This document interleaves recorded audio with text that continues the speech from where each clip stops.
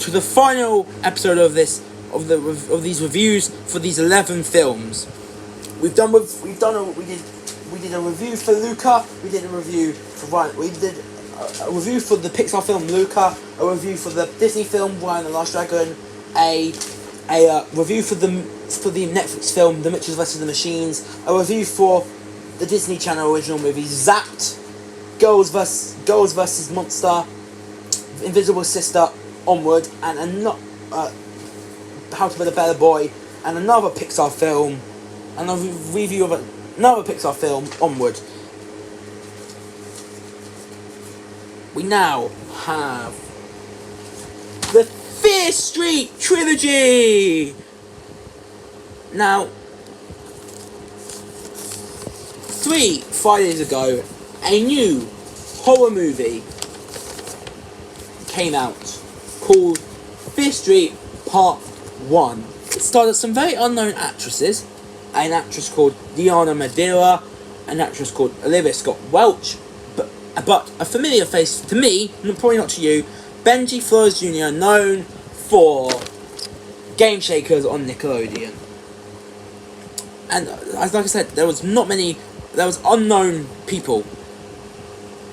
And another couple of unknown names were Julia Wayvout and Peter Heshinger. I'll tell you who they played later on. There was also, in this first film, in part 1, there was also Stranger Things star Maya Hawke. Hopefully people who are watching this right now are Stranger Things fans. If you're not, leave the video. You shouldn't be watching this if you're not Stranger Things. I'm not allowing you to watch this if you're not Stranger Things fans. So, I'm sorry.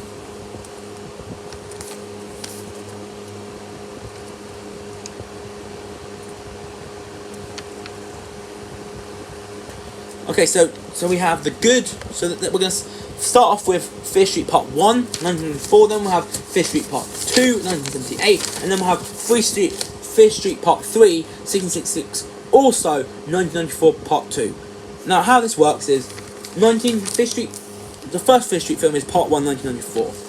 The second Fear Street film is Fear Street Part 2, 1978. The third and final Fear Street film is split into two. It's split into 1666 part 3 1666 and part 2 of 1994. The part 1 was 1994, part 2 was 1978, and part 3 was 1666, but also part 2 1994. So how that works is the first half took place in 1666, and the second half took place back in the world that the franchise started in 1994.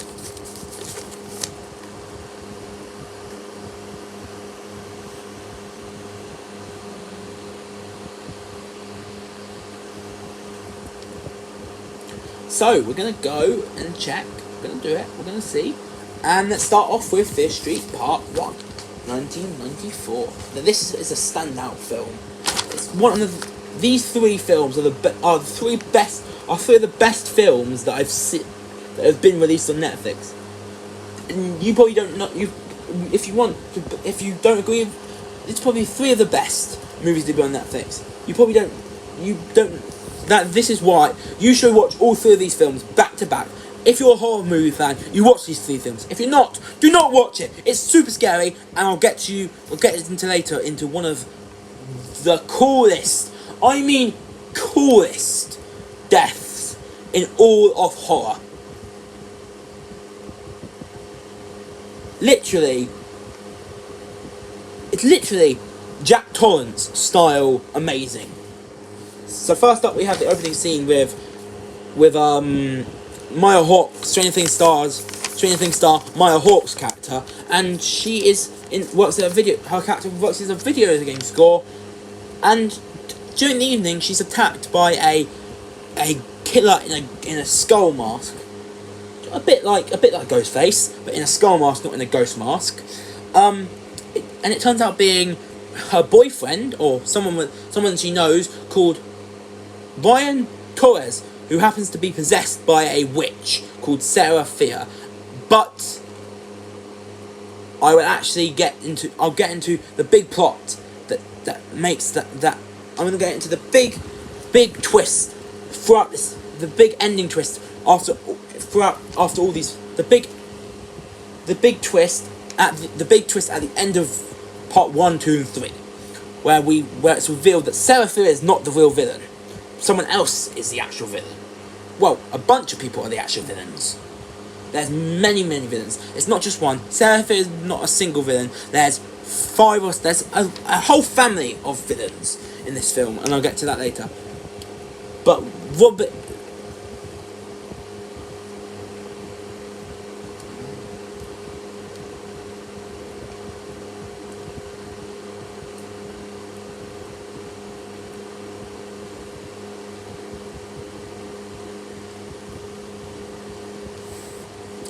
And then she's killed off. First scene.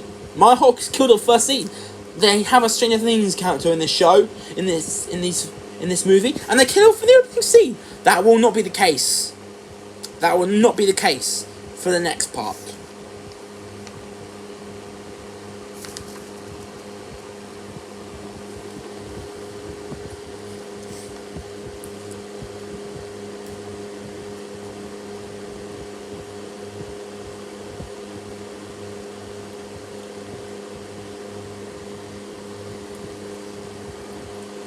Next up is the deaths. I'll talk about 2 deaths in the bad, not for the reasons you might think, not because they were bad deaths, but you'll find out why they're in the bad, why these 2 deaths are in the bad. But the deaths were awesome. I will explain. I'll talk to you about the two best deaths in this film, of the two of the main characters, or 2 of the main characters in the group of friends,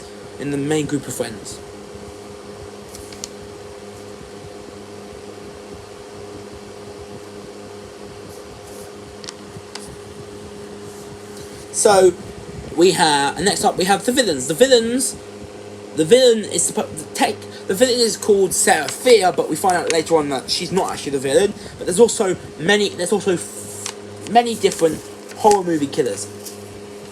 I can't remember what the killers were. There was obviously there was a skull masked killer. There was a killer called the Nightwing Killer. Which we'll talk about more in part 2, and it's just great.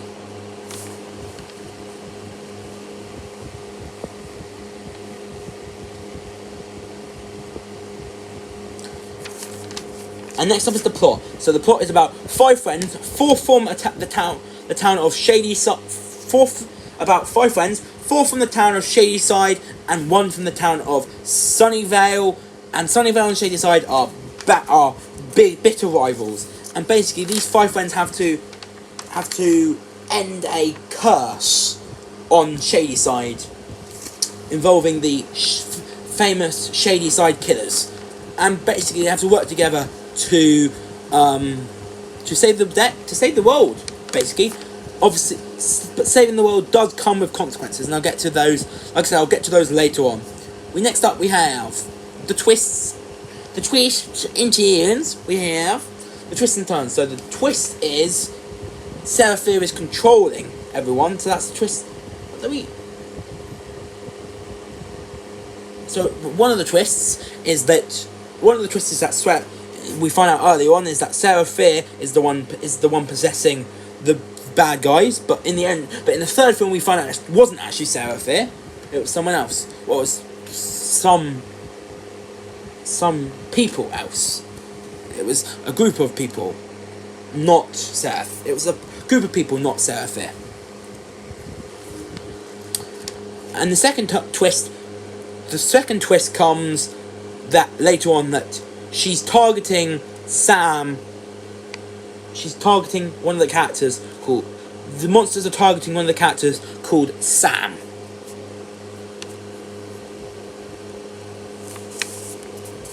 So, that's basically it.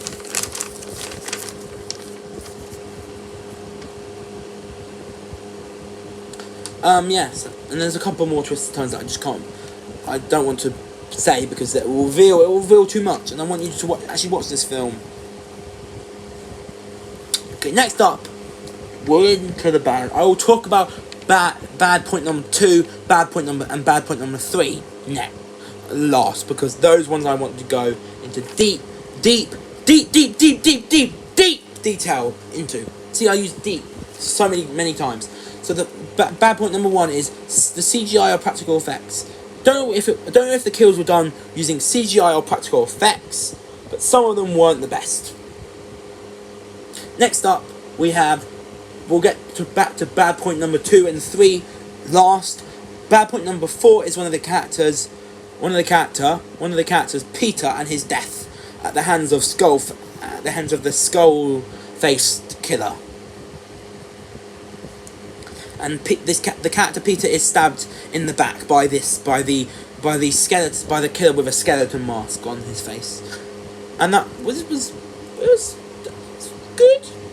I couldn't really see where in Peter's back, I don't know where the skull mask killer, where in the back the skull mask killer attacked to killing Peter, but something happened and Peter was dead. The next up is the big rivalry / conflict. Even though there was the conflict between Shadyside and Sunnyvale, I didn't like this conflict between the two. I just didn't like them. And Shadyside students being treated worse than Sunnyvale students is just absolutely. They don't, even though Shadyside is a town where lots of deaths and murder sprees happen, there's no way the residents of Shadyside should be targeted. Next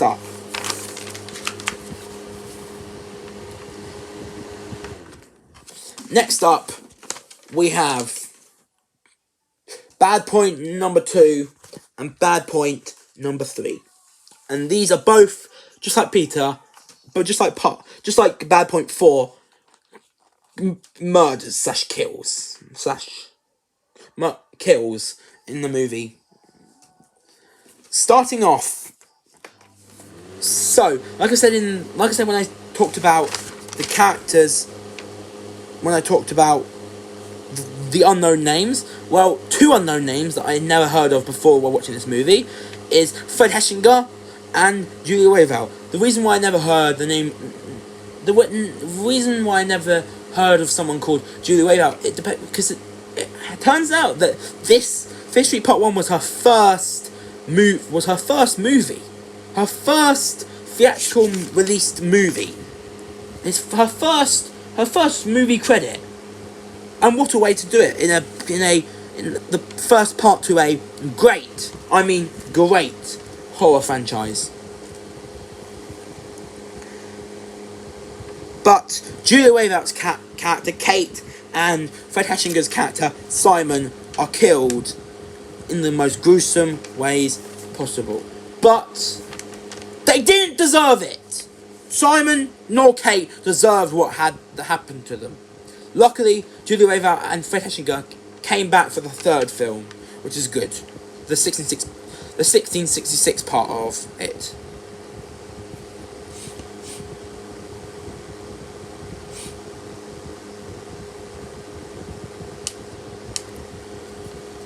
So Simon is killed when one of the killers, the Camp Nightwing killer, Camp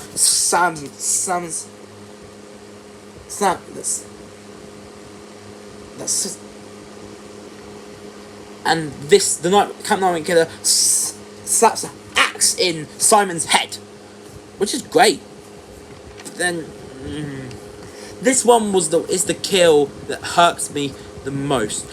I watched a video where this guy interviewed Julia Wayville about this movie, and they mentioned about the deaths, and the joke that the guy meant, he noticed that Julia Wayville was in her kitchen, and he noticed lots of knives. He noticed that she was in the kitchen, and he noticed a lot of knives, and he was like, do you have a bread slicer in? Do you happen to have a bread slicer? And Julia Wayville, who plays Kate, goes like, oh, no way, no how. No way, no how. And do you want to know why? Do you want to know why?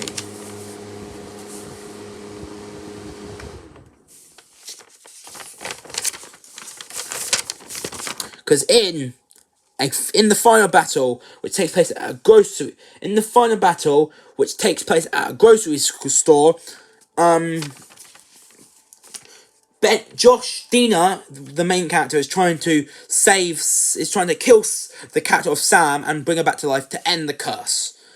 But she doesn't do it in time, and just like I said, Simon, in that final battle, Simon gets an axe to his head. But before that, Kate, Julia Wayvout, you are so lucky to have one of the best deaths in horror movie history. My personal favourite horror movie death in the horror movies that I've watched, and I've not watched many. So that is credit to you for playing a character that gets it. The character of Kate is facing off against the Skull Mask Killer. She is hit in the face with a piece of cake, and she grabs a spray can and a fire lighter and makes her own flamethrower. But the Mask Killer ends up smashing some cake in her face and then puts her head in front of the bread slicer, turns the bread slicer on, and Kate's head is pushed through the bread cutter and absolutely melts to a pulp. It's absolutely horrific. It's absolutely horrific. And I can't believe that a horror movie actually had a bread cutter kill a character that didn't even deserve it. And you probably don't want to be watching it, but I really have to. I really have to show you this. I feel like there is no death that I'd be, even though it looked amazing. It was done to a great character, but it was still amazing. And not only was it amazing, but it was also it also wasn't deserved, and two, Kate was a great character. It was a great performance from Julie Wayvout. She deserved to play a character. Her and Fantastica deserved to play characters that survived this first film, that survived the second film, and that survived the third film. But they were killed in the first film. They played characters in the third film. They survived that film. They didn't survive the first film. Fantastica and Julie Wayvout played characters in part 3. But their characters in part 3 survived. In part 1, they played Kate and Simon respectively, and they both died.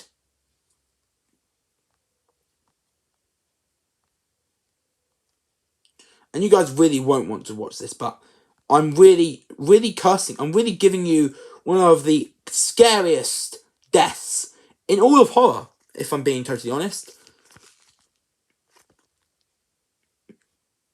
I don't want to show it, but I feel like I have to. These will make your little heart stop, and you'll choke to death on your own vomit, and everyone will be so super sad. Got it? And by the way, this is the And by the way, this is the actress. The person you just heard was Julia Wayvout, who played Kate. Lights and darks, and watch for stray socks. Remind me what's in. And by the way, Simon and just by the way, the characters of Simon and Kate are best friends. Kate and Simon are also the best friend of the main character, Dina. Dina has a brother called Josh, who has a crush on Kate. And Dina has an ex. And one of the people in Dina's friend group is her ex-girlfriend, who moved to Shadyside, and they do get back together in the end.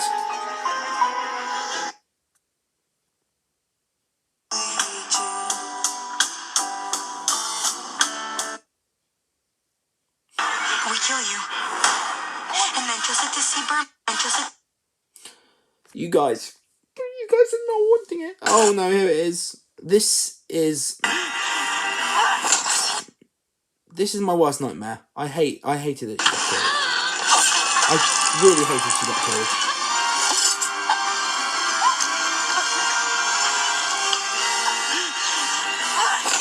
But you guys are ready to be ghost. Are you? No, do I show you it? I don't want to show you it. Just don't. Do not.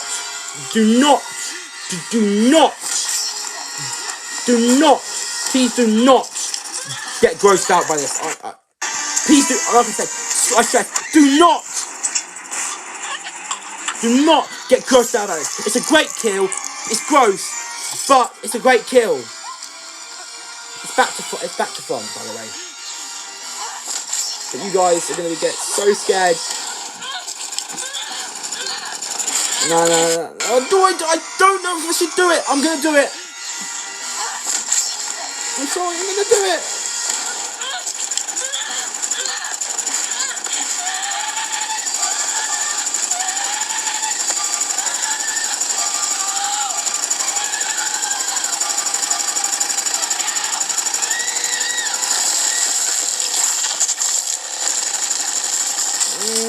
I should have shown that.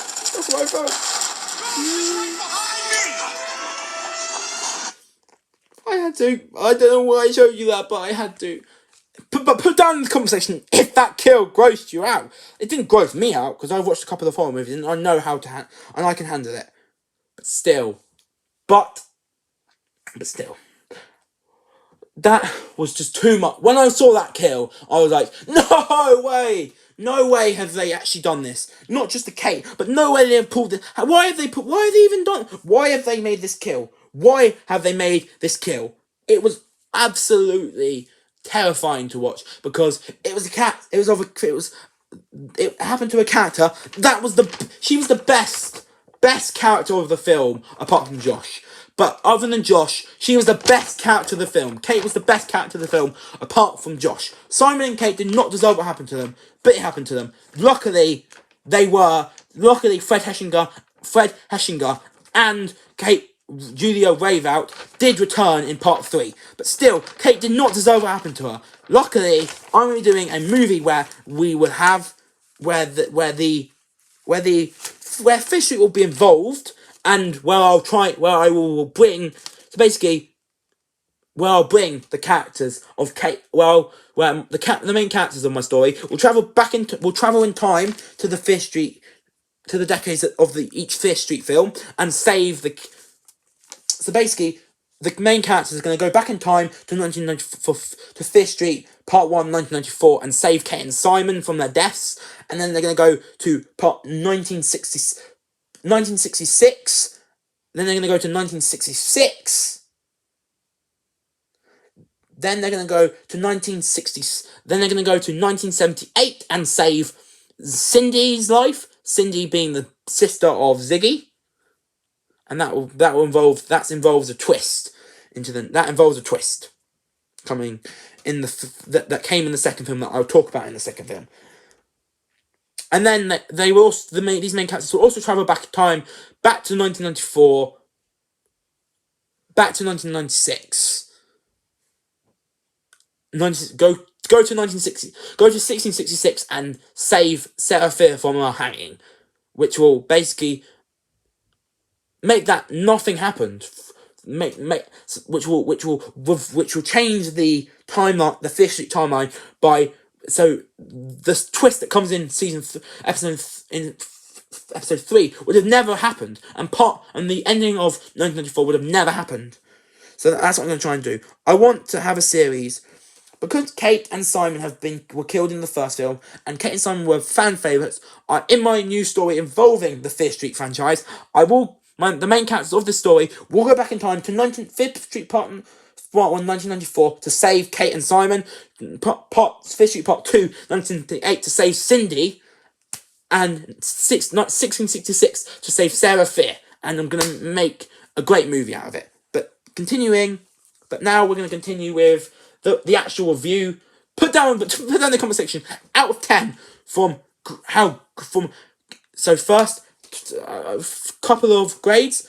1 to 10, a grade out from 1 to 10. Say a number out of 1 and 10, from 1 to 10 on how cool you think Kate's death was. 1 to 10 on how gross you think that Kate's death was. Out of 10 on how impactful you think Kate's death was. And second of all, a rating out of 10 on if you think.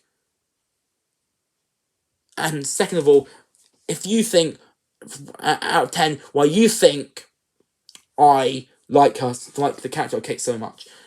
One being, let me repeat. I don't care about that part there. Okay, just skip that part. I will also want you to give a rating out 1 out of 10 for the effects used for that kill, and the way she was killed. Out of 10 for the way she was, for how well she was killed, and out of 10 for the weapon, for the actual thing used to kill her, which was a bread slicer. A bad way to go out, but an awesome way to go out. But Fear Street, for the good, gets 99 out of 100.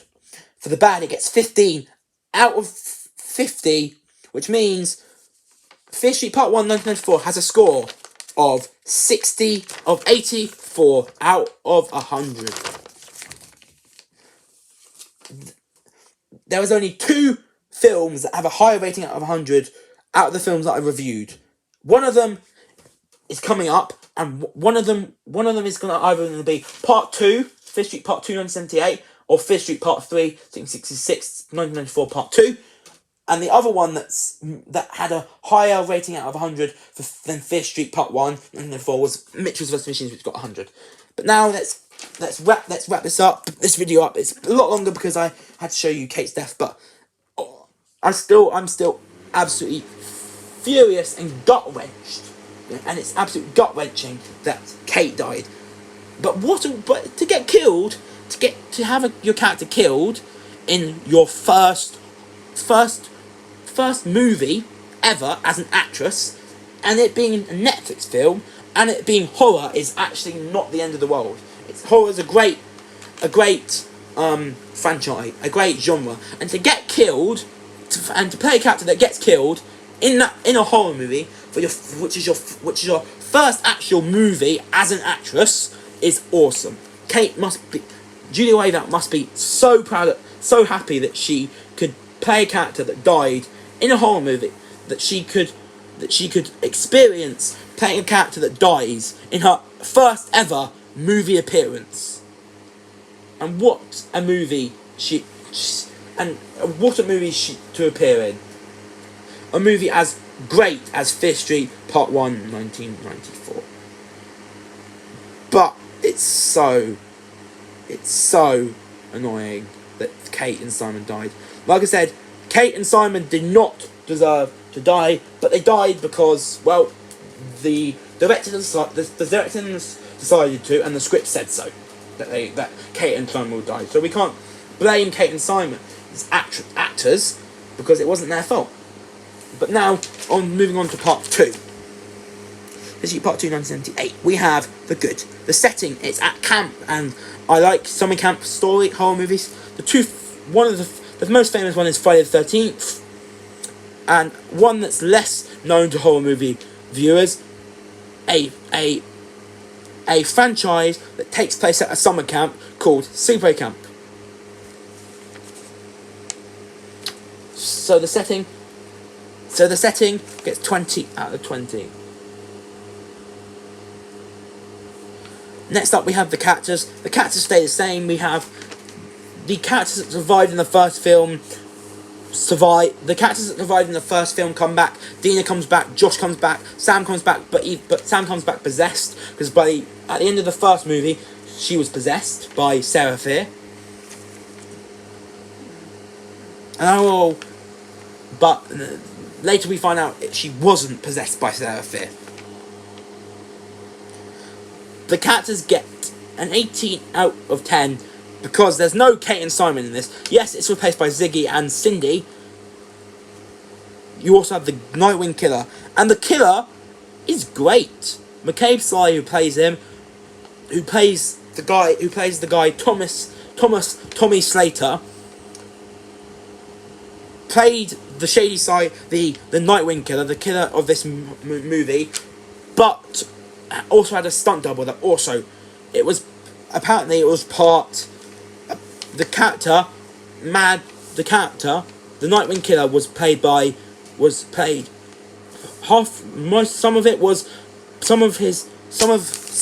Nightwing were played by both McCabe Sly and a stunt double.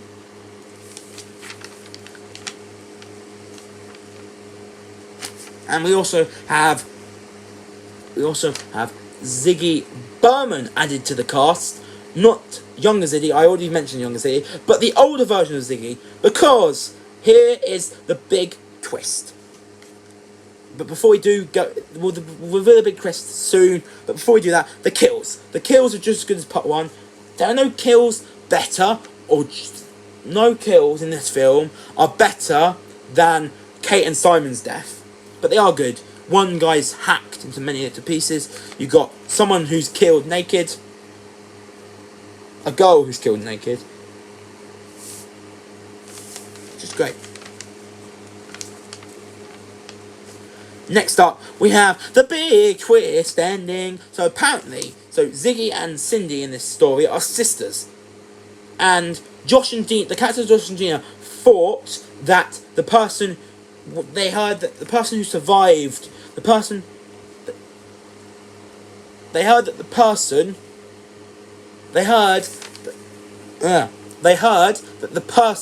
that survived the Camp Nightwing massacre was someone called C. Berman. And when they were looking at when they were listening to C. Berman explain the story of Camp Nightwing, they heard the name Cindy, and they were like, and they were thinking that, and they thought they were her. But by the end of the film, we find out that it was Ziggy who was the one who survived. So it turns out the person who was telling Dina and Josh the story wasn't Cindy Berman like they thought. It was actually Ziggy Berman, and by the end, so at the end of part 3, so that's why in part 2. Cindy is killed at the end, whereas Sadie Sink's character, Ziggy, is also killed at the end, but then she's revived by a young version of a guy called Nick, of the officer from the first film, Nick Good. And next up is going to be finding the look of the killer. This killer is Jason Voorhees. Sack mask, brute strength, just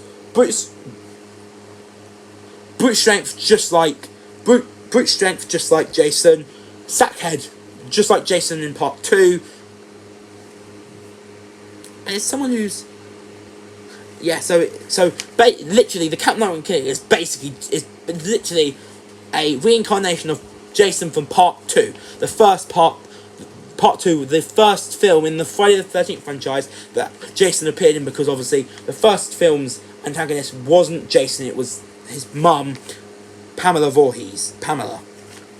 But look at the killer's great. He's got a sack head, he's in like a farmer gear, and it's just great. The sibling relationship was not the best. I didn't like the sibling relationship between Ziggy and Cindy that much, if I'm being totally honest. We have the bratty characters. We have the one of the people who lives in one of the characters from one of the Sunnyvale characters who was awful. There was this girl who was from Sunnyvale who was mean to Ziggy. She got her justice up. She was the one who got killed naked. There are many bratty characters in this film. The long wait for a kill. It took such a long time to get a kill. That's all I'm going to say. I want my kills to be as quick as possible, and this takes forever to have its first kill, and that takes away from the kills. But it doesn't take it down. It doesn't. But that still doesn't mean that the good point of kills doesn't have a lower rating out of 20. It has, the kills have 20. The good point about kills is 20 out of 20, which means the long wait for a kill doesn't take away from the rest of the kills. even though there was a long wait for the kills, wait for a kill, when the kills came, they delivered. Another guy is decapitated and his head, and then his body basically falls down and scares Cindy and her best friend. Next up, we have the continuing rivalry. Just like I said in the part 1 review, the rivalry between Shadyside and Sunnyvale is not good. It's still not good in this thing. I hate the rivalry between it. Why? I hate that the Shadyside, I hate that the residents of Shadyside are treated worse than the people from Sunnyvale, when the people from Sunnyvale are awful people, whereas the people from Sunnyvale are actually good people. People from Shadyside are actually good people. The people from Shadyside, good people. The people from Shadyside, good people. The people from Sunnyvale, bad people. The only person from Sunnyvale that's not a bad person is the character of Sam. The rivalry still is hate. I hate the rivalry. I still hate the rivalry. And the opening scene is... there's no kill in the opening scene. It's just It's just Dina and Josh meeting up. It's a recap of the first film. Then it's Dina and Josh working. It's then... this is going on for long. It's then Dina and Josh finding the house of Constantine, of Ziggy Berman, now known as Christine Berman,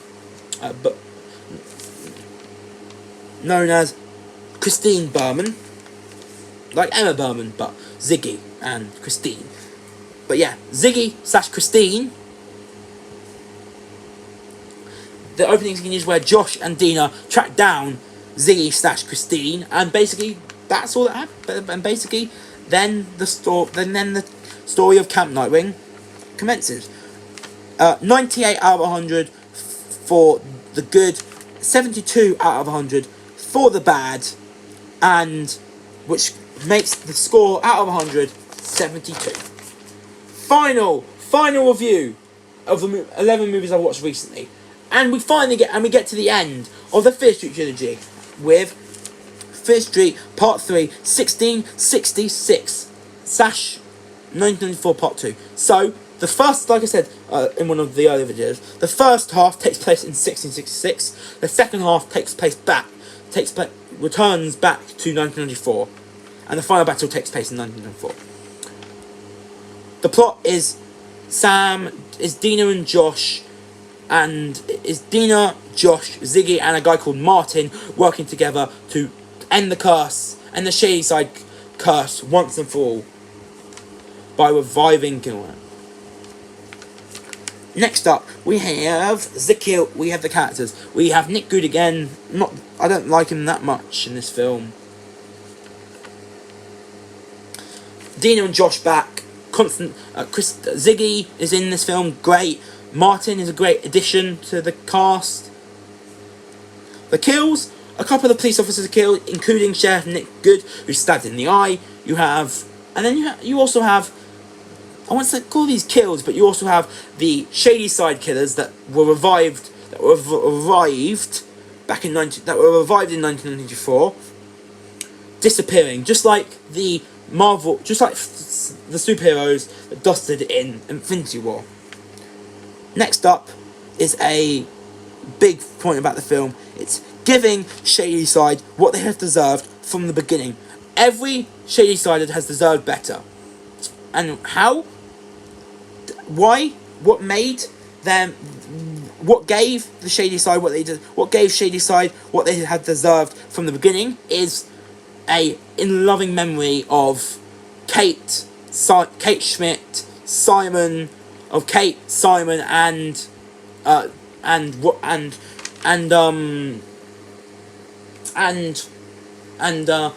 Maya Hawke's character, who were three Shadysiders that died in the conflicts, who died in the first conflict, in the 1994 conflict.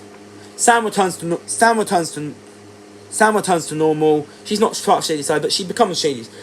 But basically, by the end of the movie, you can call Sam not Sunnyvale, but Shadyside. By the end of the film, Sam has gone from a Shadysider, a Sunnyvaler, to a Shadysider, which is great. And then the ending is a pair of hands grabs a book I don't know what the book's called, but also the bad guys are disappear in a snap by turning to dust after Dina kills Sheriff Nick Good.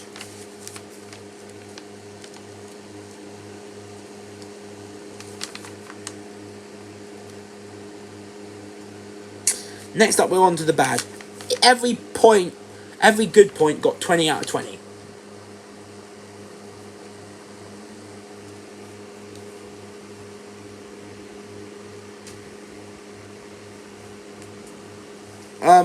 Next, so first of the bad is some of the 1660 characters in the first half of the film.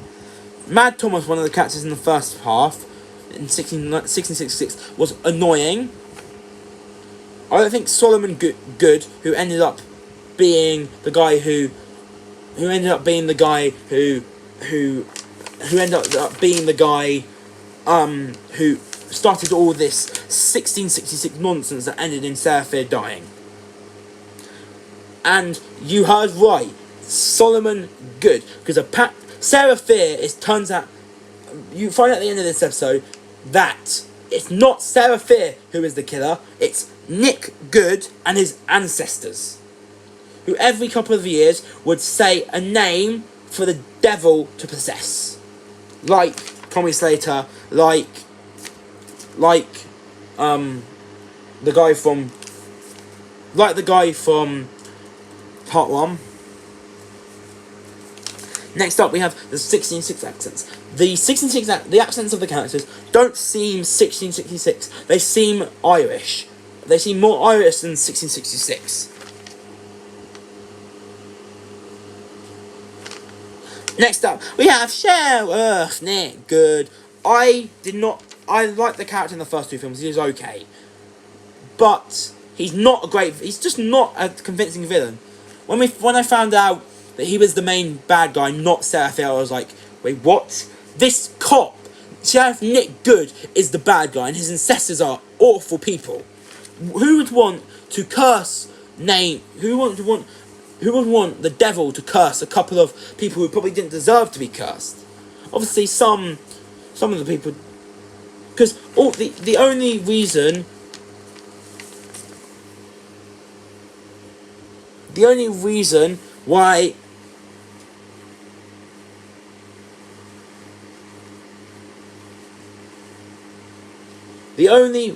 why Shadyside is cursed is because of the Goods, of Nick Good's ancestors.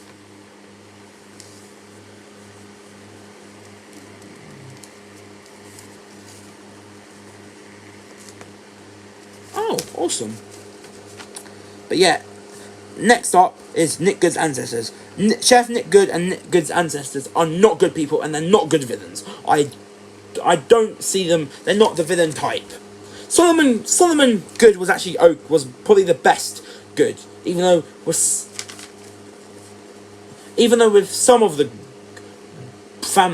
members in Nick's family were only in the movie for a brief second. Oh, and also in the second film, and in the third film, near the end, there's a bunch of clips where you see great makeup. Great makeup. If I'm being totally honest. That does lead on to... We're close to the end. I want to show you another clip from one of the films. This time it's going to be a clip from the third film.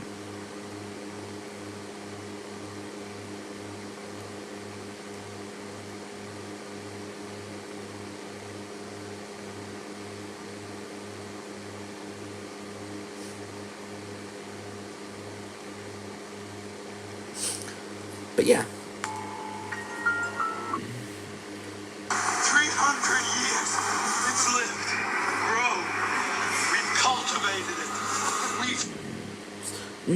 it, the sheriff of this character, Sheriff Nick Good, turning out to be the main villain, and him and his ancestors turning out to be him and his relatives turning out to be the main villains.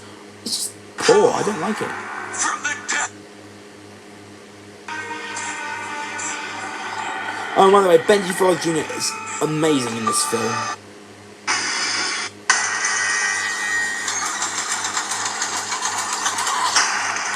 And Martin's a good addition to the cast as well, if I'm being totally honest. I like Ziggy. Sam and Dina and Josh are obviously Dina and Josh obviously have always been good throughout this entire franchise.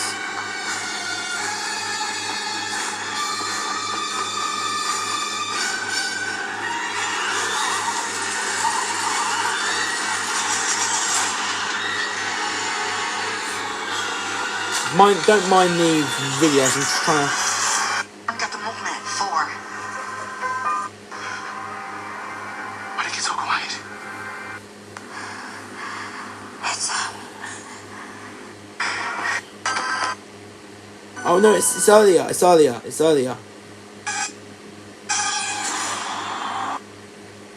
It's earlier in the film.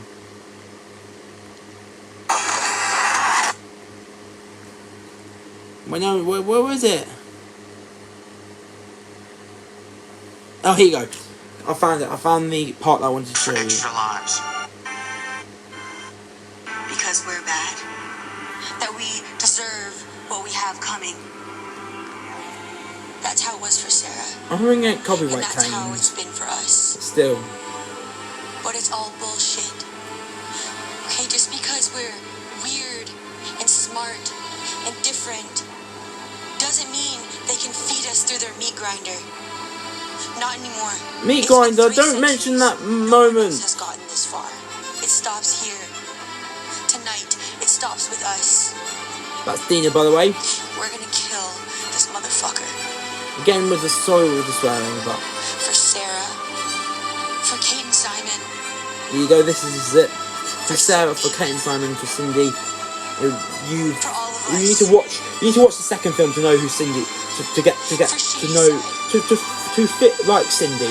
Really? No, I can't. I got to For show. all of us. Yeah, guys, you ready? For Shady Side. Ziggy, Josh, and here you go. There you go, Kate and Simon. Now let's do this. Kate, Simon, and Sarah Fair.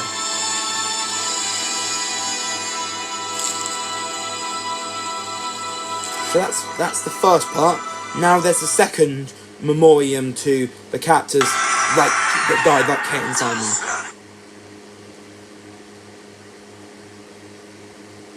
Let's just try and find it, and then we can finish off the review. No. We can find another weapon.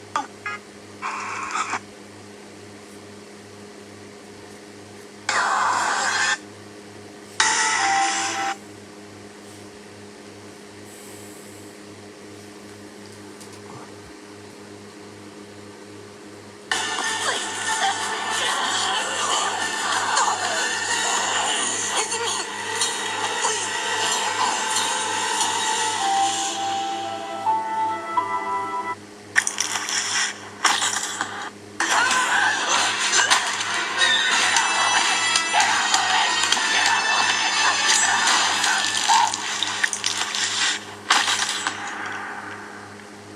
That's one.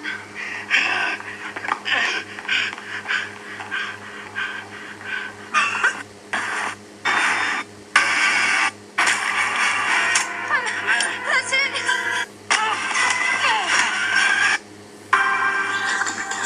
Fucking metal. There you go. This is the second memoriam to characters that died in this conflict, like Sam and Kate, like Simon and Kate. Oh, blesses. Those are clips of all the killers.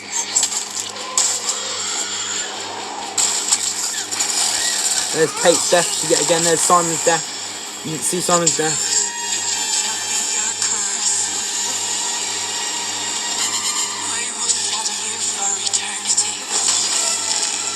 Simon, the best friend of Cindy from the second film.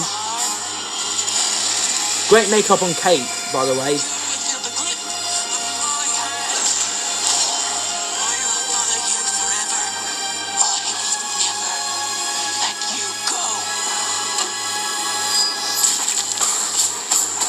Boom!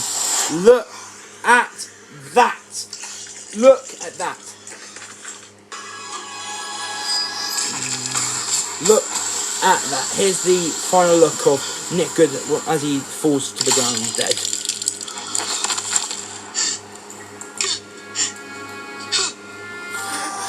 Yeah, it's very hard to take in, but just please, that was great makeup on Kate. And Simon and Kate's death required a lot of good practical effects. And the practical effects for those kills are at least good. The practical effects for the other kills in this film and these films aren't good. But we're gonna try and finish.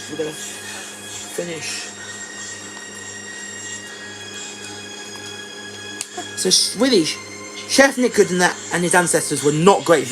Were just surprising villains, but they weren't pulled off. The reveal wasn't pulled off great. I just didn't like the reveal that they did. And finally, the setting.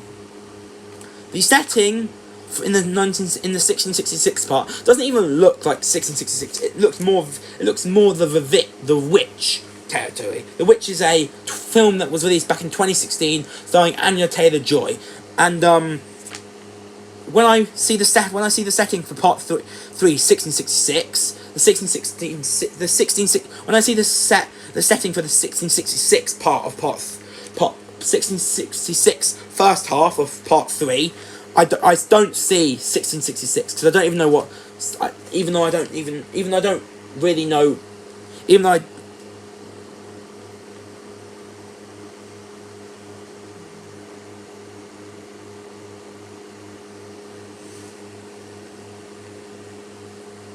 even if I don't really know what people wore and what the setting was like back in 1666, but I can have a good idea that it wasn't that it just. Well, it's the fact is I just don't know much about about 1666 to know why. I just don't know much about 1666. Do you know how I said I'd give you the ratings? Well, there's 8 minutes left. I'm gonna leave you guys waiting for 8 minutes because I do want to. If I'm being honest, totally honest, I do want to get to 1 hour in this video. But yeah, I can count down the points. So 20 out of 20 for plot, 20 out of 20 for characters, 20 out of 20 kills, 20 out of 20 for giving Shady Side what they have deserved from the beginning, 20 out of 20 for the ending, 2 out of 10 for some of the 1666 characters in the first half of the film, 2 out of 10 for 1666 accents, 3 out of 10 for Sheriff Nick Good, 4 out of 10 for Nick Good's ancestors, the setting, 2 out of 10 for the setting, which gives the good 100, the 100 out of 100 for the good, 13 out of 50 for the bad, 100 minus 13 is 87. And out of the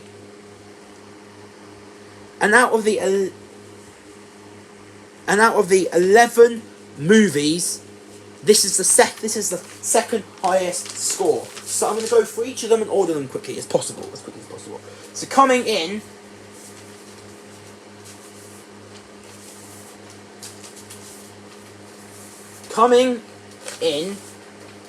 at last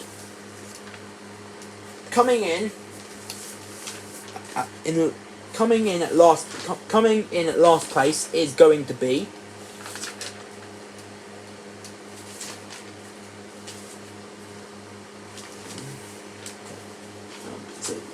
there you go 62, which is 100. So the movie with the lowest rating, so at the bottom is going to be Onward. Next up is going to be Girl vs. Monster.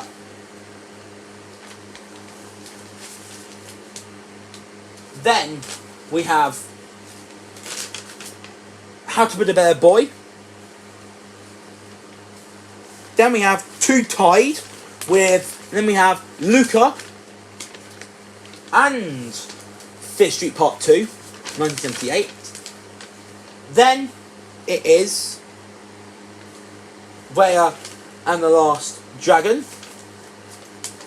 Then it is Fear Street Part 1, 1994. No, then it is Invisible Sister. Then it is Fear Street Part 1, 1994. In second, that was in Fear Street Part 1, 1994 in second. In third, Fear Street Part 3, 1666/1994 Part 2 in second. But out of the movies we reviewed today, the movie with the biggest rating out of 100 is Mitchell's vs. the Machines with the maximum. So, run through again. We have last place. So we have Onward with 62, then Girl vs. Monster with 66, then How to Build a Better Boy with 71, then Luca with 72, then Fear Street Part 2 also with 72, then Raya and the Last Dragon with 80, then Invisible Sister with 82, then Fear Street Part 1, 1994 with 84, then Fear Street Part 3, 66/1994 Part 2, and then The Mitchells vs. the Machines, 100 out of 100.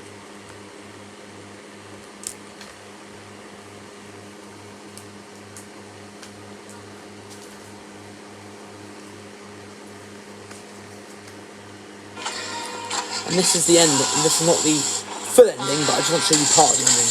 They're in Shadyside now. They're in Sunnyvale. All is no longer good in Sunnyvale. New evidence continues to surface implicating Union County Sheriff Nicholas Good, the Sunnyvale serial killer.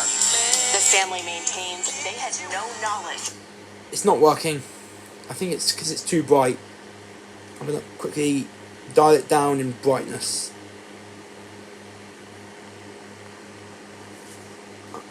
That should be much better, if I'm being totally honest. Judge Sheriff Good's horrifying. Yeah, that's better. Knowledge with a bunch of dickheads. Oh. Wow. Thank you. But you know the doctor said I can't have any of whatever that is. Are you serious? I made those with ingredients and shit. Okay, whatever. Get in the car. No, that's not it. So yeah, so by the end of this film, everything's amazing in Shadyside, but everything's awful in Sunnyvale because of Nick Good getting killed by Dina. Even though Sunnyvale don't know about that part of the story. There you go. Maya Hawke's character is Maya Hawke's character is called Heather Watkins, but that's how they... Oh, again with it, so it's not good. Why is it...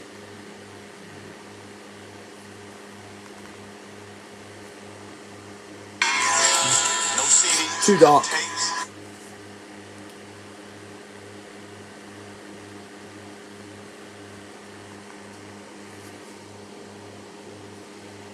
Nah, I got something to do. Okay, hopefully it works this time, because I've only got one in there, and I want to keep it on that, and I really want to keep it on an hour. No, again! Nah, I got something to do. Alright.